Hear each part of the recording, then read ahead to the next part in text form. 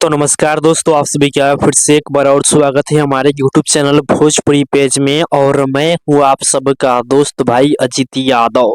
दोस्तों देखिए, अंतरा सिंह प्रियंका का वे म्यूजिक के यूट्यूब चैनल से कल सुबह सुबह एक नया गाना आप लोग के बीच में आ रहा है। दोस्तों देखिए, गाने का नाम है बिहार के लिट्टी। जी हाँ, गाने का नाम है बिहार के लिट्टी, जो कि इस गाना को राइटर अर्जुन शर्मा लिखे हुए हैं।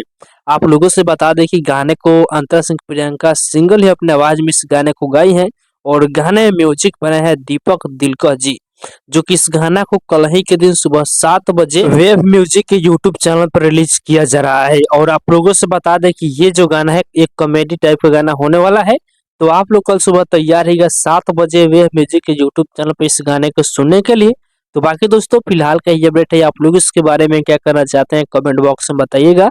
और इसी के साथ हम इस वीडियो को समाप्त करते हैं। अभी तक इस वीडियो को लाइक नहीं किया है तो लाइक कर दीजिए, और इस चैनल को सब्सक्राइब नहीं किया है तो सब्सक्राइब भी कर लीजिएगा, क्योंकि इस चैनल पर भोजपुरी इंडस्ट्री के हर एक अपडेट सबसे पहले आप सभी को मिलेगा।